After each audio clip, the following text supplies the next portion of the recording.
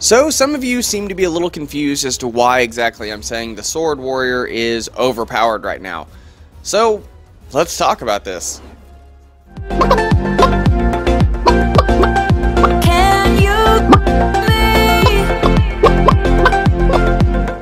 The gameplay feature here is brought to you by Player One Coffee. Coffee made by gamers for gamers. Use the link in the description to get 5% off any of your purchases. Hey everybody, what is going on? Brandon here with another Royale video, and this one's going to be a little bit shorter, but this one is just primarily discussing something I talked about in my last video, which is why I said the Sword Warrior right now is overpowered. I had a lot of you write me agreeing with me, and a lot of you write me saying you don't agree, and then some of you writing me wondering why I'm saying it's overpowered now, and I've never said it was overpowered before, when they've really not made too many adjustments to the sword since the game's release. So I just figured I'd make this video and break down why exactly this is overpowered and why it desperately needs a rework. And hopefully after I go through all this, you will understand a little bit on why I'm saying it's overpowered. Now, to start things off, the sword originally was what the dagger is now in Realm Royale. When it initially launched in Realm Royale on the PC, when it was in closed alpha, the dagger did not exist. The dagger you start out with. You started out with a sword.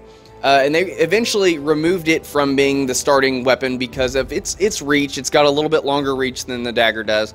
Yes, it's still a melee weapon, but its reach was way too high. The damage back then was the same as the dagger is now, though, with the sword. It just had more range. That's really all it was. They changed the model, changed the hitboxes, made the sword a weapon you could find, and there were all kinds of variations of the sword. There were common, uncommon, or rare, as you would say, epic, legendary.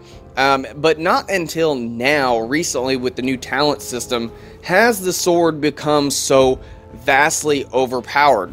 And while the sword's damage and the way it works has not really changed at all in the entire course of the game, the reason it's overpowered now is because they haven't adjusted the sword, but they've adjusted everything else, making the sword now, especially with a warrior, just way too powerful. Just because of all the different buffs that the warrior has gotten without having any adjustments to understand that the sword was already pretty much the most powerful weapon in the game, but you had to be right next to somebody in order to use it. But with the adjustments to the mobility for all the other classes, losing their mobility with the longer cooldown timers, the ability to get away from the sword isn't nearly as there as it used to be, especially with all the buffs the warrior's got. When the sword was actually made a class weapon, the warrior was the slowest class in the game. All the other classes in the game were faster than the warrior was. The warrior was 10% slower than all the other classes. Not only that, but with a hunter you had reduced cooldown on mobility. The assassin was already much faster on foot. The mage was faster. The mage had more mobility. But now that they've took away all those other classes' mobility and they've given the warrior such a huge amount of buffs, and I mean these are insane buffs. If you go through all the talents for all the different classes, the warrior really gets the best out of all of them. I've not maxed my warrior out. I think I'm level 27 with my warrior because I don't really play as my warrior all too much. Warrior and hunter are two classes I don't play as a lot. I've been playing mostly as assassin and mage, so I was working on maxing those out before I maxed anything else out. But going through the talent system and looking at everything that the warrior can get and how you can gear the warrior up, he's pretty much becomes an unstoppable force at in-game, especially like I had mentioned in the last video, and like I'm going to show here with two separate videos as this is going on. I only did this to prove the point right before, one was right before I did the last video, the other one was right before I did this video.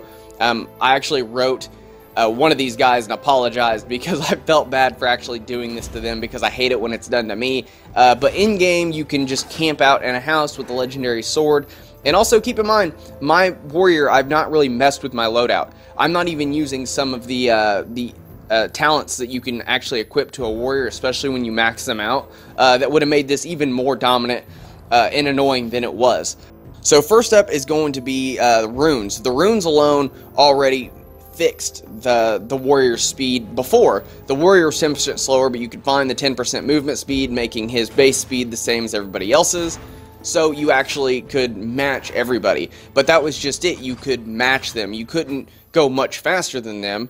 Then there was the damage rune. Obviously, damage rune increases your damage by 15%. That's always been in the game. You could have cool 15% damage on the sword. Awesome, great. But now we got the talent system on top of the runes. The biggest one being Edge Master. Once you get your warrior up to level 30, the Edge Master talent gives you 30% increased damage with the sword, plus 25% movement speed if you have the sword equipped. Now, obviously, you can have the talent to make your first weapon forged a sword, so you're going to have that 30% bonus damage, 25% bonus speed. You can have the Onslaught talent equipped, which gives you another 20% damage, or you can use Brutality if you don't want to use Onslaught. Now, what Onslaught does is if you charge a heroic leap, your next attack deals 20% more damage. So if you charge into somebody or jump onto somebody with the sword, your next attack is going to have the 20% damage. If you've already got Edge Master, it's going to be another 30% damage. And then if you have the damage speed or the damage rune, it's going to be another 15% damage.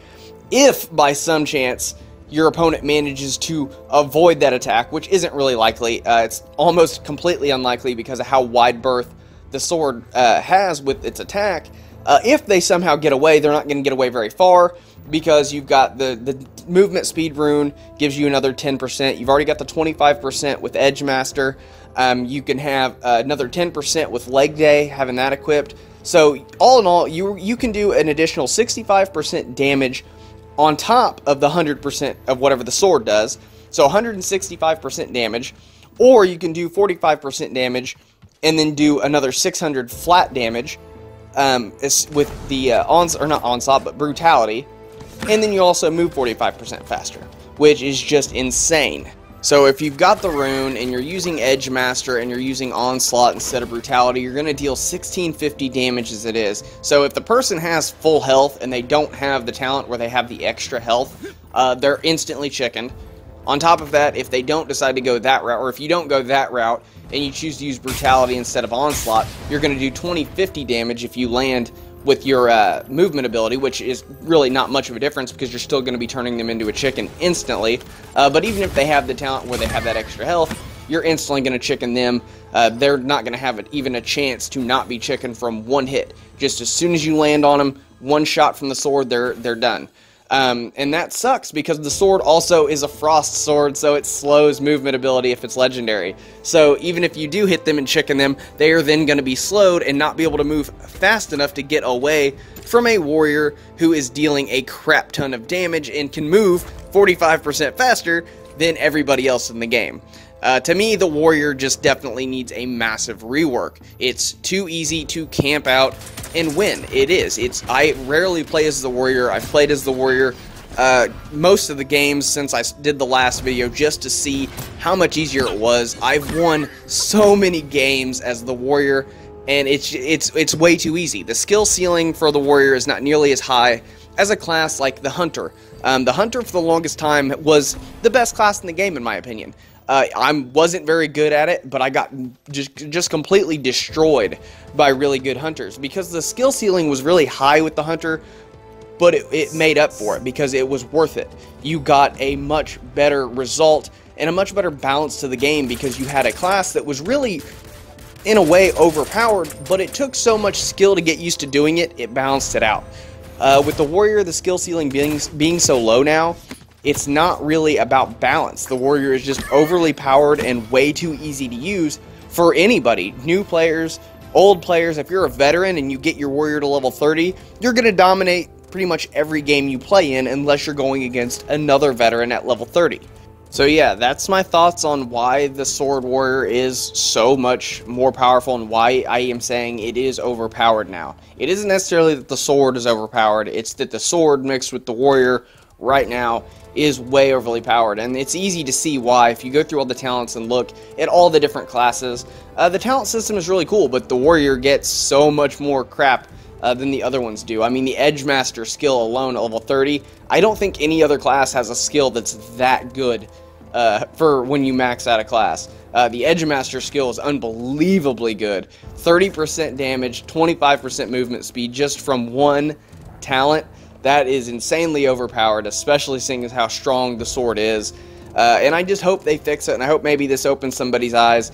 Some of you that didn't understand what I was saying by it being overpowered will just kind of understand this is kind of way out of balance when it comes to the other classes versus the Sword Warrior. Yes, there is a lot of instances where you can counter the Sword Warrior. This isn't saying that the Sword Warrior can't be countered whatsoever. It's a lot harder to do so now, and because the skill ceiling is so low, it's not really fair to the other classes, and it's not balanced whatsoever. But that's all the time I got for this one, guys. I hope you guys enjoyed this video. If you like this video and you want to see more, please do me a favor and mash that red subscribe button. If you want to know anytime myself or Nathan upload videos, please do me a favor and ring that bell icon. Stay tuned for tomorrow's video where I'll be explaining why Lumber Falls sucks. Thanks, guys, though, and I will see you all next time.